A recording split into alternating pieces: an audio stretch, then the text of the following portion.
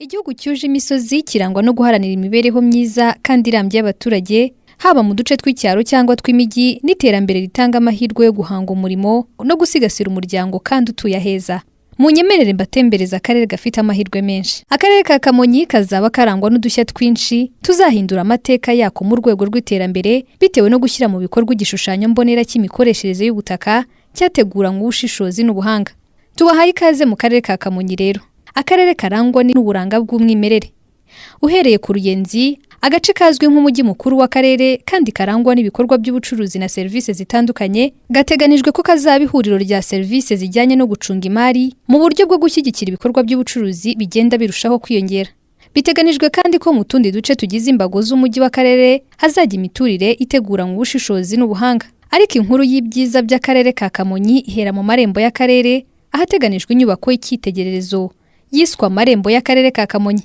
Ku kiraro aho akarere gahana imbibi n'umujyi wa Kigali, amarembo y'akarere ka Kamonyi atanga ikaze mu gace k'umujyi kagizwe n'uruvange rw'inganda nto, ubucuruzi, imiturire, imyanya igenewe imyidagaduro na siporo ishingiye ku mazi. Inyubako iranga amarembo y'akarere ni kimwe mu bigaragaza amahirwe atandukanye ku bantu bose mu iterambere ry'akarere ka Kamonyi. Ni naho hagaragaza urugwiro mu karere ka Kamonyi, ariko nanone biteganijwe ko hazaba ihuriro ry'ibikorwa rusange ry'abaturage. Ni naho hateganijwe imodoka z'amashanyarazi zigendera ku migozi mu kirere. Mu kanya gato uvuye ku marembo y'akarere winjira mu gace k'umujyi ahitwa ku Ruyenzi, bishobora kuba byatwara umuntu nibura iminota 15 kuhatambagira.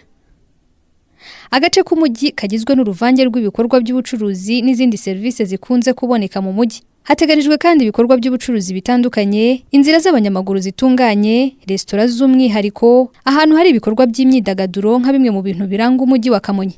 Mu rwego rwo korohereza urujya n'uruza ku bantu n'ubwikorezi, hari umuhanda munini uteganijwe ufite umwihariko mu ihuriro ryawo, aho imihanda igerekeranye ifite n'uruzenguruko rugabanya ubwinshi n'urusobe rw'ibinyabiziga.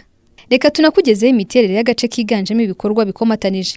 Aka ni agace karangwa n'imikoreshereze y'ubutaka mu buryo butandukanye, bijyanye n'imiturire myiza nk'amashuri, ibyanya rusange, ahantu hagizwe ubusitani, insengero, byose bihurira ku muco n'umurage w'akarere, bityo bigatanga ituze n'ishya ku miturire y'akarere ka Kamonyi. Nyurwa n'uburanga bugize uduce twatoranirijwe gukorerwaho ibikorwa byo kubungabunga ibidukikije, ari nabyo byitezweho ku bifatizo y'imiturire ijyanye n'iterambere rirambye.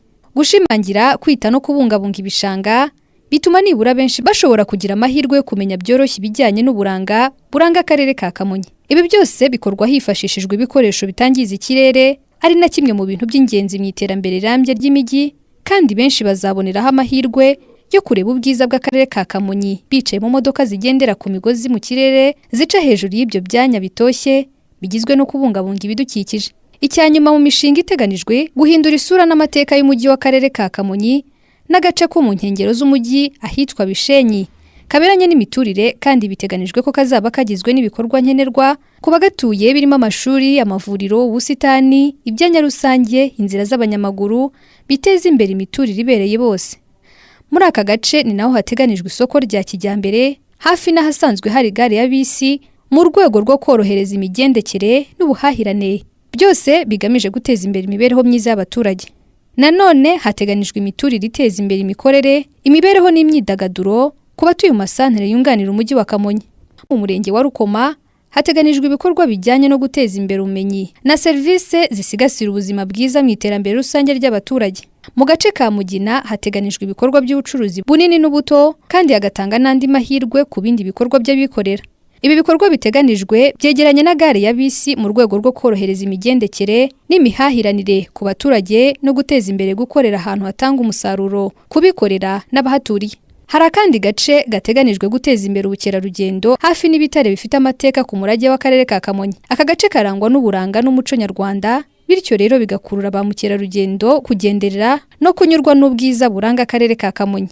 Ku bindi bice by'icyaro biteganijwe ko hazashyirwa ibikorwa bigamije guteza imbere imiturire ijyanye n'iterambere ribereye mu duce tw'imiturire, kandi kugira ngo buri wese yisanga atuye neza bijyanye n'icyerekezo n'iterambere ryifuzwa, kubungabunga no kongera gutera amashyamba no kurinda ubutaka bugizwe n'ibishanga nabyo bizarushaho kugarura ubusugire n'umwimerere w'ubutaka, kandi byitezweho kuzaba kimwe mu bisukura amazi y'umugezi wa Nyabarongo.